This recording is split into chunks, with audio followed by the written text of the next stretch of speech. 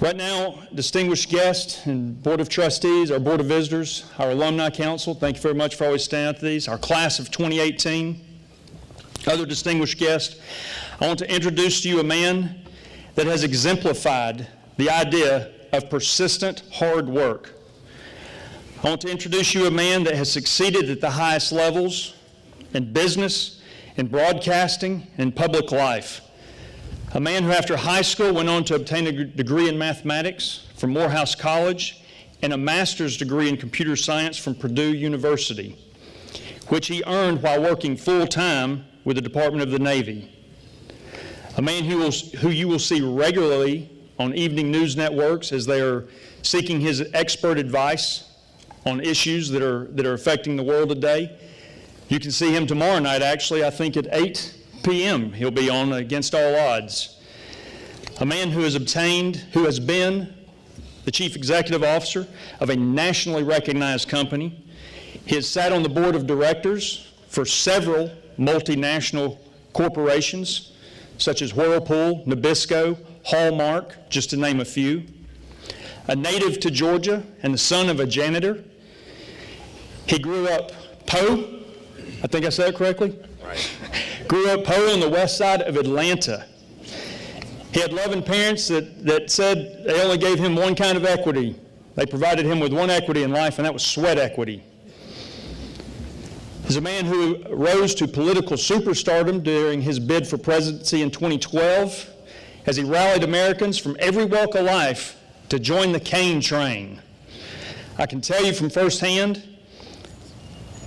as that was happening, probably one of the more exciting political things in my lifetime, as people were rallying and coming together across the nation, declaring that they were going to raise some Cain.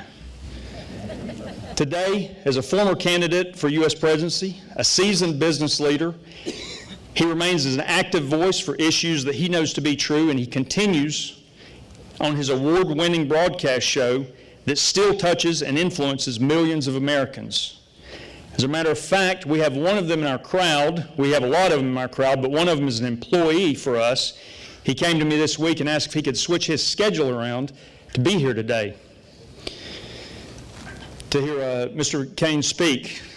Ladies and gentlemen, it is a pleasure to introduce an American success story and our commencement speaker, Mr. Herman Cain.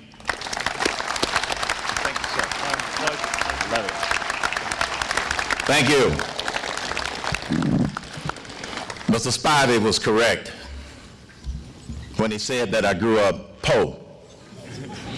For those of you that do not understand that lingo, we were so poor we couldn't afford the last OR. That's what poor means. Let it be borne in mind that the tragedy of life does not lie in not reaching your goals. The tragedy lies in having no goals to reach for. It's not a calamity to die with dreams unfulfilled, but it is a calamity to have no dreams. My message to you graduates today, and to some of you who have graduated and moved on, success is a journey, not a destination. This is one destination point on your journey. Congratulations to you, your parents, your grandparents, your uncles and aunts, and all of those to help you get to this destination point. And you have a right to celebrate this destination. But success is a journey. And there are three things about this journey that I have experienced. Three big things about this journey that I want to share with you that I have learned from my few years of experience. That was a joke, y'all. Number one, have a dream. If you do not have a dream, how will you know you got there? Have a dream.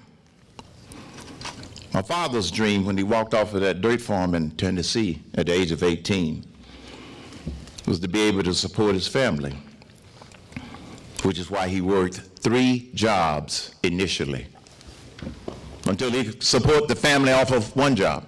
He finally did. As the chauffeur for the head of the Coca-Cola company, Robert W. Woodruff, my dad achieved and exceeded his American dreams.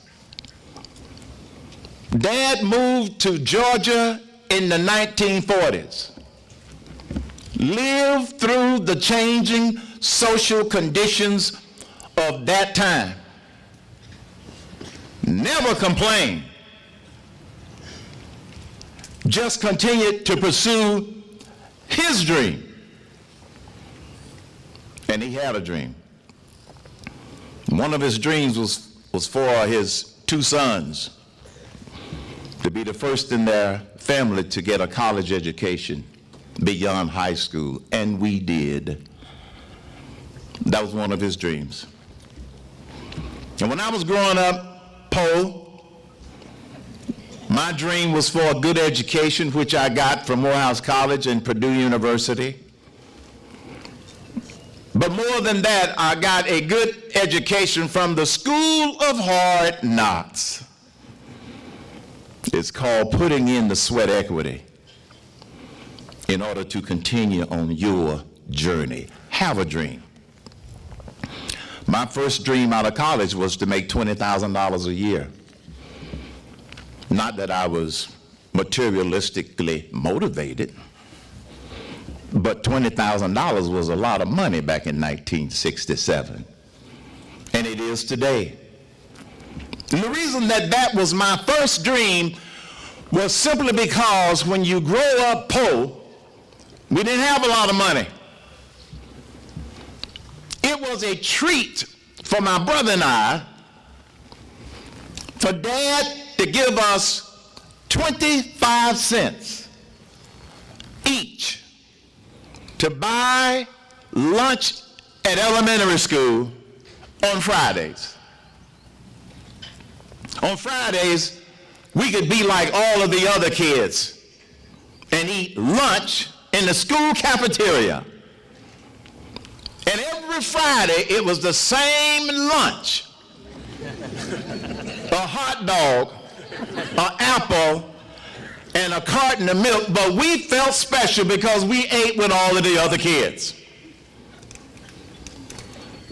That was my first dream of $20,000, and I'll never forget going to work for the Department of the Navy as a civil servant, working on ballistics and weapon systems. I started out making about $7,000 a year as a GS-7. After a number of years, I moved up from GS-7 to GS-9, GS-11, general schedule. GS-12, then after getting my graduate degree, went back to work for the Department of the Navy. It was called Dahlgren back then. They've changed the name so many times, I don't know what they call it now. And I recall that my boss called me into his office and said, "Herman, congratulations." I said, "For what?" He said, "We're creating a new department because of a new rocket-assisted projectile that we're working on, and you're going to head up the group of about 10 people to develop the ballistics for this rocket-assisted projectile. And as a result, we're going to promote you to a GS-13. I said, "Wow. How much does it pay?" He said, "Oh, GS-13 step 1, $20,001 a year. Hallelujah. Ain't God good?" My first dream had been achieved. If I had not set that goal of $20,000 a year, how would I have known that I had achieved my first dream? Have a dream. And from there, I went on to some of these other positions. Analyst with the Coca-Cola Company, computer analyst with the Pillsbury Company in Minneapolis, eventually became vice president of technology for the Pillsbury Company, eventually had to give up that career and start all over in restaurants. Then became a vice president with the Burger King Corporation, then became president of Godfather's Pizza Incorporated, then became president of the National Restaurant Association, the other NRA. It's two of them. I was president of the Food NRA. And then one day, lost my mind and ran for president. Temporary moment of insanity. But it was a call to duty that made me do that. I didn't win, but you don't always have to win to make a difference. Second thing that I would like to tell you about this journey that you are about to continue, expect speed bumps, potholes, and detours. You never know what form they're going to take. It could be an illness. It could be the loss of a loved one. It could be a tragic accident. Expect detours on your journey, because life is filled, as the song says, with swift transitions. And by the way, I do have eyeballs behind these transition lenses, but I thought, Mr. Spivey, these were appropriate for the occasion and the location, if you know what I mean. Expect detours. 12 years ago this year, I encountered a major detour. I contracted stage 4 cancer. I had cancer in my colon, that's your gut, and cancer in my liver. I survived the removal of 30% of my colon and 70, you don't have to be in AP math to know what 70% is, of my liver. The liver is the only organ in the body that rejuvenates. Went through 2 months of chemotherapy. And I thought 12 years ago that my journey was over. Surprise, I'm still here.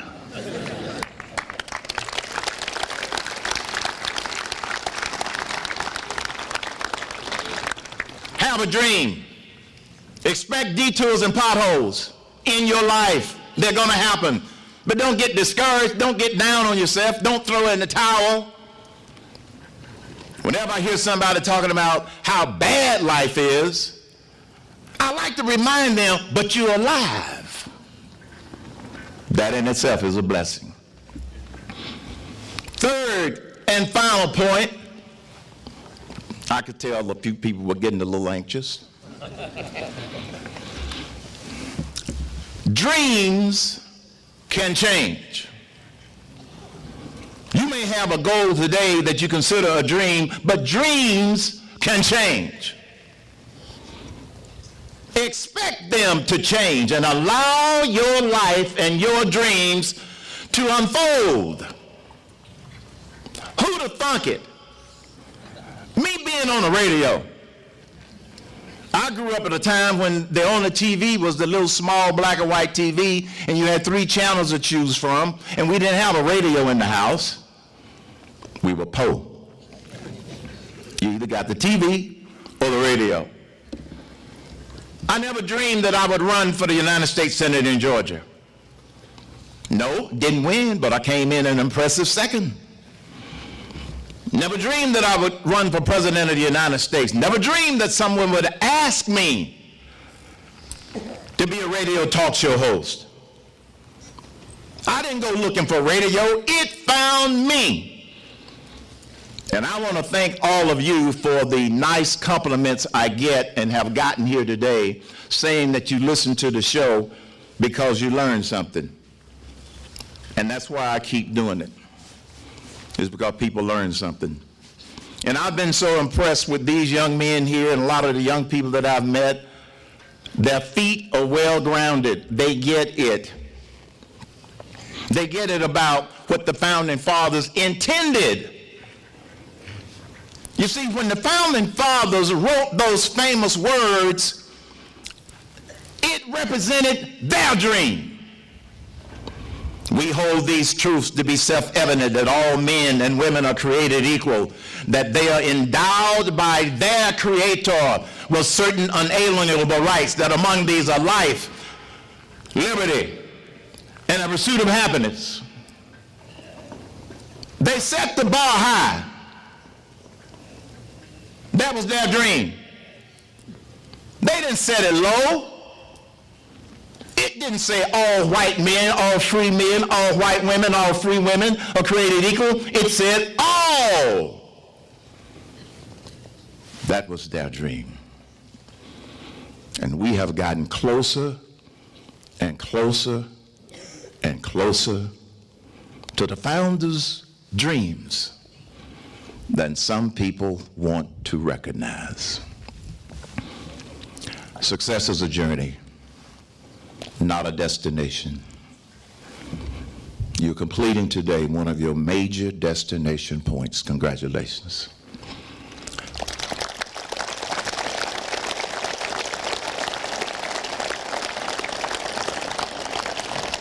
And one last thought. As I told you 12 years ago, I thought God was ready for me to clock out, but I was wrong. And I had a president of Morehouse College by the name of Dr. Benjamin E. Mays, who used to inspire us when I was a student there.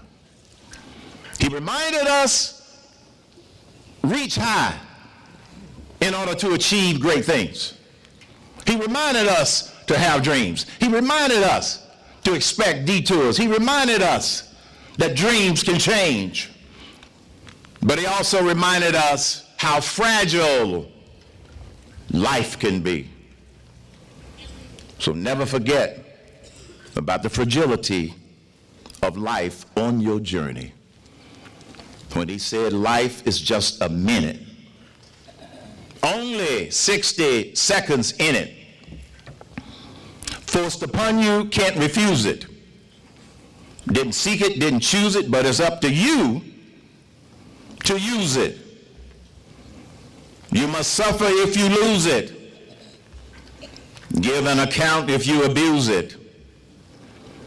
Just a tiny little minute. But your eternity and your journey is in it. Don't forget what Philippians says. Always reach for the high calling of God Almighty. Thank you.